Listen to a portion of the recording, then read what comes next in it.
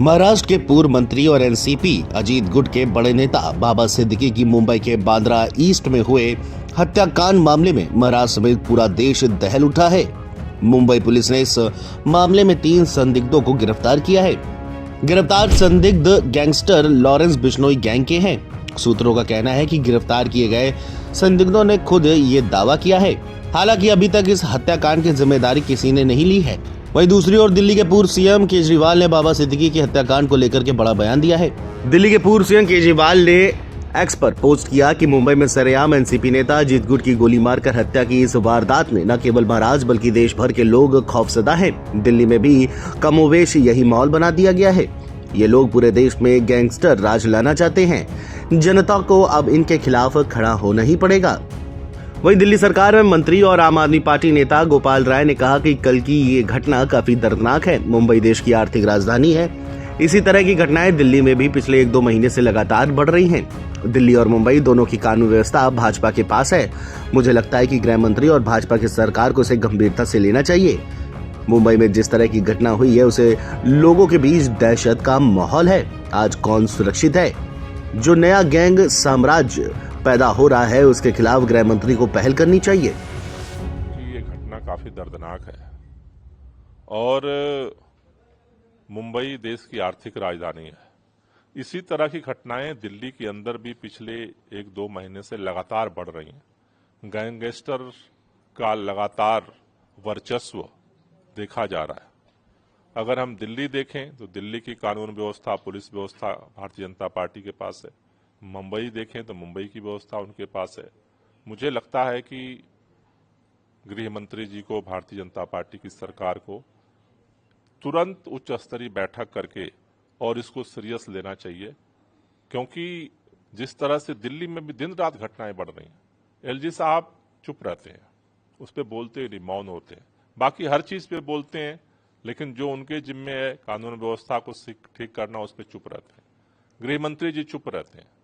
और मुंबई में जिस तरह से घटना हुई है, ये तो एक दहशत का इंतहा है। लोगों में एक खौफ पैदा हुआ है कि कौन सुरक्षित रह सकता है।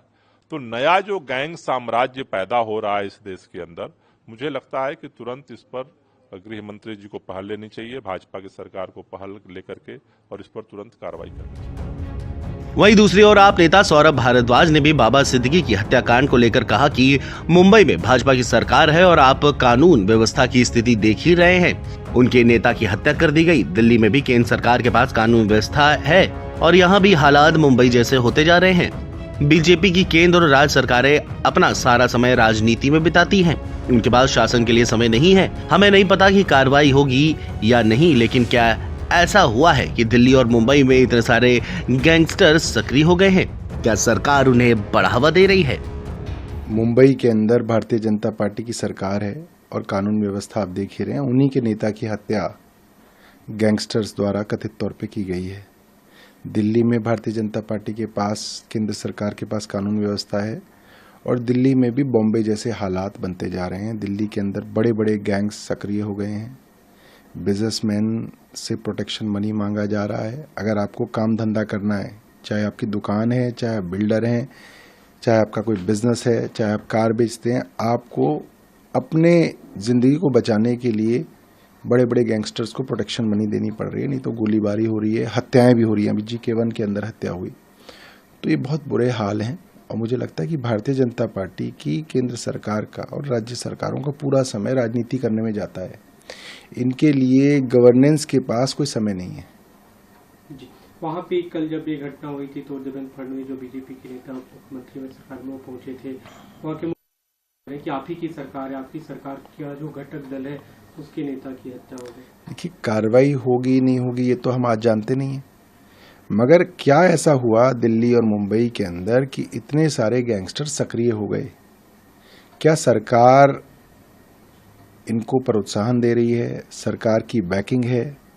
सरकार अपने काम भी क्या इन लोगों से कराती है, जिसकी वजह से इतने सक्रिय हो गए हैं कि अभी सरकार के और पुलिस के काबू नहीं आ रहे हैं? बहुत गंभीर स्थिति आ गई है और किसी भी आदमी का जो है जीना मुश्किल हो गया है। लोग दहशत में जी रहे हैं। बता दें कि बाबा सिद्दीकी के साथ ये वारदात तब हुई जब आज शनिवार शाम अपने बेटे जिशान सिद्दीकी के कार्यालय से बाहर निकले थे। जब वह वहां से रवाना हुए तो हमलावरों ने निर्मल नगर में कोलगेट ग्राउंड के पास उन पर ताबड़तोड़ गोलियां बरसानी शुरू कर दी। इस दौरान बाबा सिद्दीकी को गंभीर चोटें लगी, जिसके चलते उनकी जान चली गई।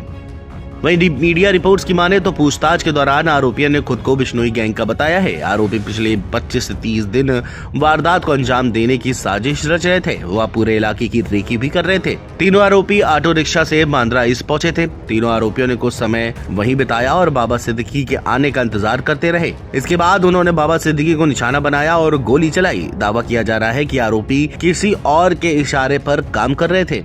उन्हें उसके ही जरिए इनपुट मिल रहे थे। अंदरूनी जानकारों के जरिए वह शख्स आरोपियों को योजना के तहत काम करने के लिए रास्ता भी दिखा रहा था। वहीं पुलिस मामले की गहन जांच में जुटी हुई है। Video desk NBT online.